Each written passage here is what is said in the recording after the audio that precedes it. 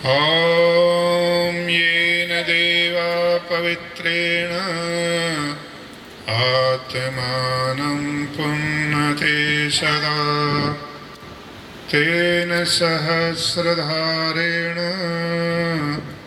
पावमाने पुनन्तु नः पावमाने पुनन्तु नः।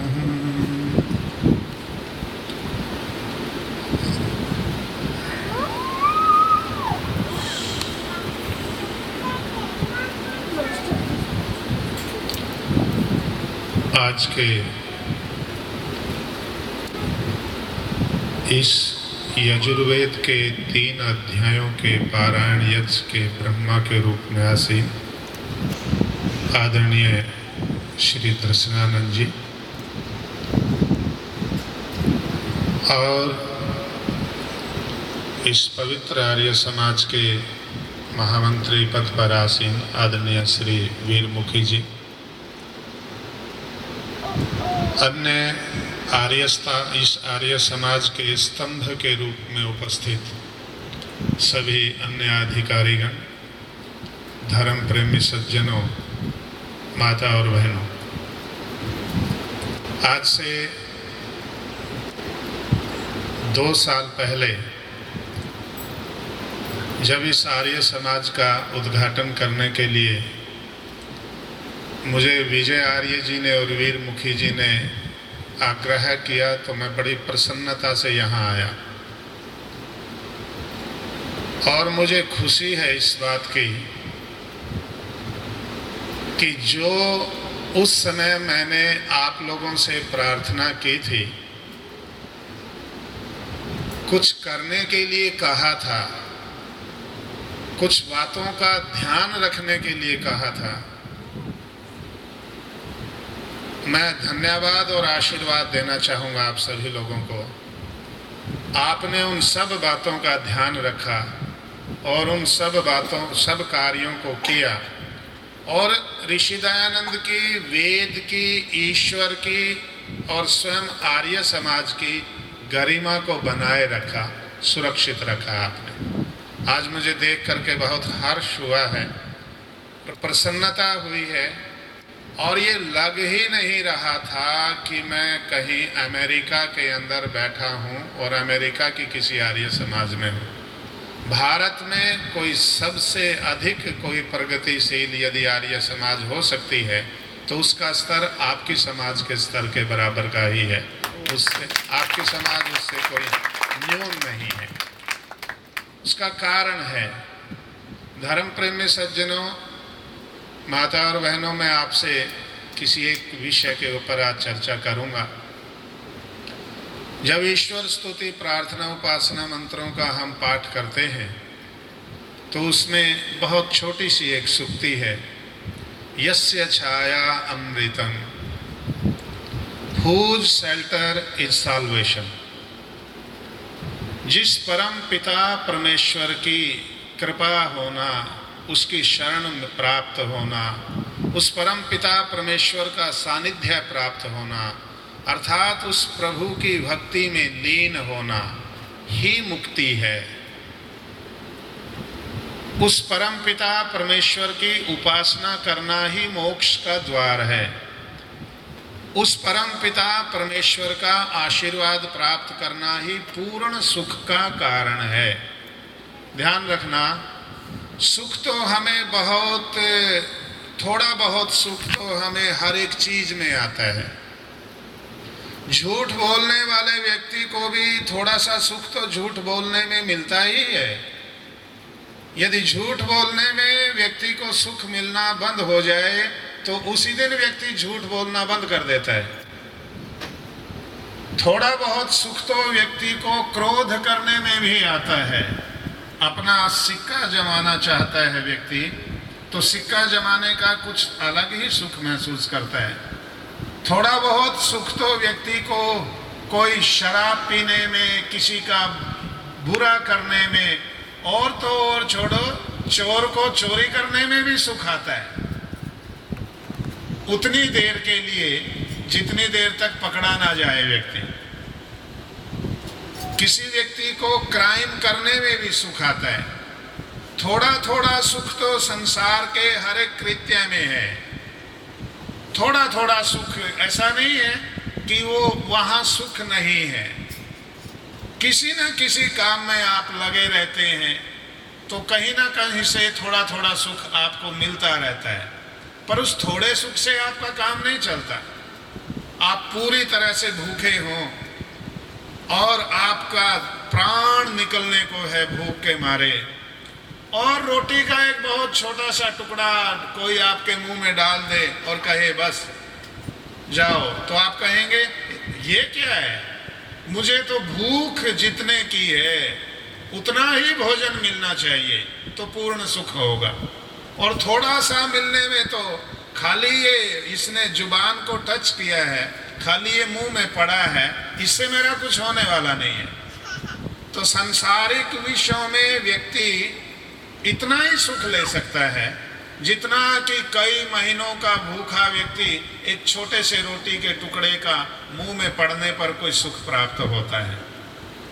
परमपिता परमेश्वर की वेद वाणी में मनुष्य को उपदेश देते हुए स्वयं परमपिता परमेश्वर ही कहते हैं, यस्य छायामृतम यस्य मृत्यु, जिसकी उपासना न करना ही मृत्यु आदि दुखों का हेतु है।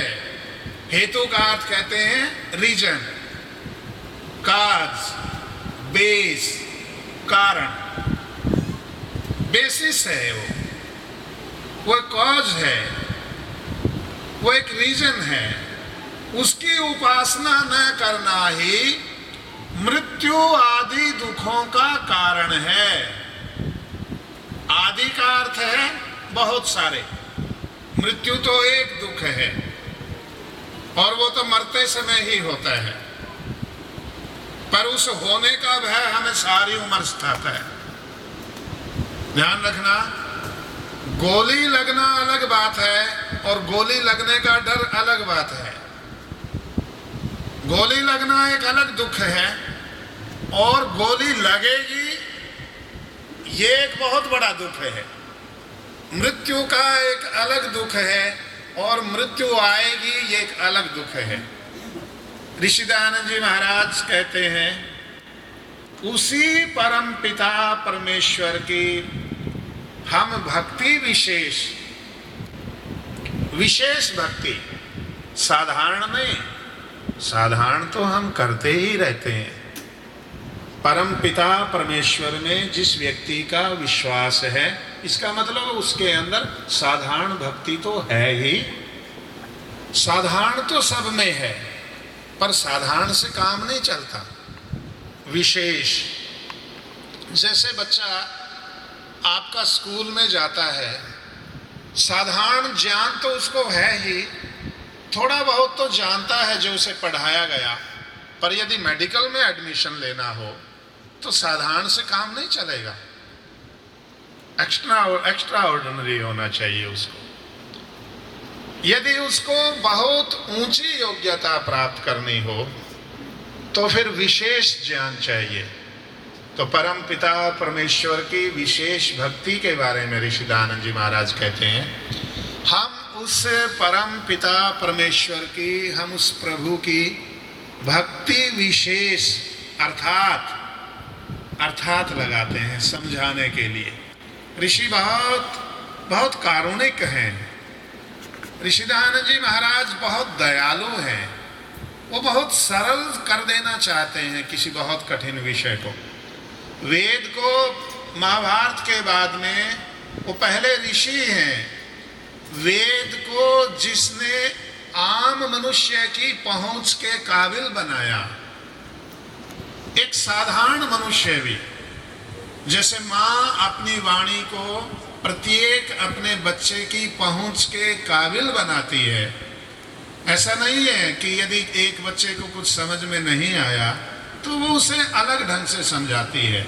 अध्यापक अपनी क्लास में हर एक स्टूडेंट को, हर एक विद्यार्थी को अपनी बात अलग अलग ढंग से समझाता है।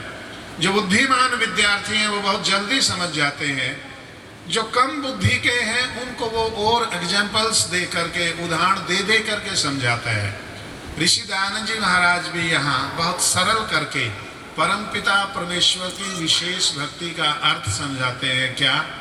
हम परम पिता परमेश्वर की भक्ति विशेष अर्थात उसकी आज्ञा का पालन किया करें। सज्जनों, भगवान ने सृष्टि के आदि में मनुष्य को कुछ आज्ञाएं दी हैं, कुछ इंस्ट्रक्शंस दी हैं। यूं समझिए कोई विधान उसके लिए निश्चित किया है, और विधान जो निश्चित होता है उसके पालन करने का पुरस्कार तो नहीं मिलता। ध्यान रखना मेरे शब्दों की तरफ। विधान के पालन करने का पुरस्कार तो नहीं मिलता, पर उसके उल्लंघन करने का दंड जरूर मिलता है। मैं आपसे पूछना चाहूं, आप यहां लेफ्ट साइड ड्राइविंग है, राइट साइड, अमेरिका में राइट हैंड ड्राइविंग है, तो जो व्यक्ति ठीक राइट हैंड ड्राइविंग करता है, क्या उसको कोई पुलिस वाला रोक करके पुरस्कार देता है? देता है पुरस्कार? नहीं देता। और जो व्यक्ति लेफ्ट हैंड ड्राइविंग चला जाता है उसको क्या देता है? उसको दंड देता है।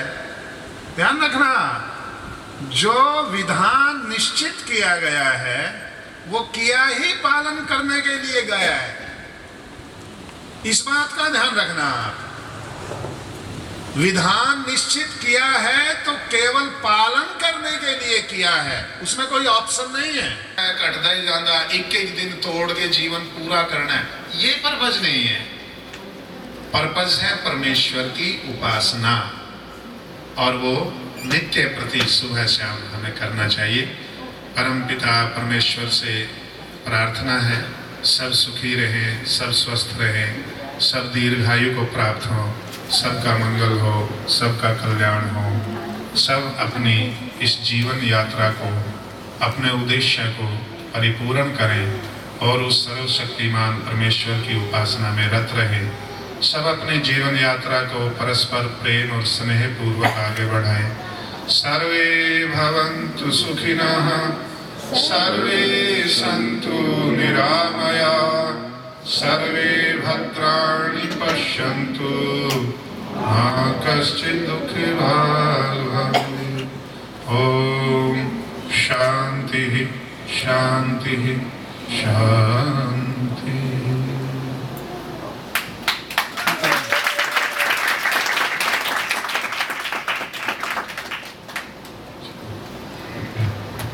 परम पूज्य स्वामी जी का बहुत बहुत धन्यवाद।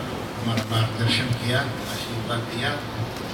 अब कोई भी यज्ञ पूर्ण नहीं होता जब तक ब्रह्मा और जो भी बड़े लोग स्वामी जी वगैरह आते हैं तो उनको दक्षिणा जाए। स्वामी जी कभी कभी हम विद्वानों को दूसरों को भी बुला लेते हैं तो दक्षिणा जरूरी होती है देगी। तो मैं प्रार्थना करता हूँ दिनेश जी से कि वे आए, वे हमारे ट्रस्टी हैं, तो आके स्वामी जी को AR स्मार्ट की ओर से थोड़ा सा भेंट करें। दिनेश जी मेरे भी ट्रस्टी हैं। सुदेश जी से प्रार्थना करता हूँ, ये हमारे वाइस प्रेसिडेंट हैं, ये आके स्वामी आचार्य दर्शनानंद जी को थोड़ा सा हमारी भेंट आर्य समाज की ओर से। अब समय बहुत हो गया, इसलिए शांति पाठ करेंगे और उसके पश्चात सब यही प्रसाद ले लेंगे। उस पर नीचे जाके भोजन की व्यवस्था है, भोजन ग्रहण करें। तो सभी मेरा ख्याल थोड़ी देर के लिए खड़े हो जाए शांति पाठ करने के लिए, तो जरा थोड़ा सा हलचल होएगी तो हम लोग फिर तेजी से आगे प्रसाद खा पाएंगे। अच्छा।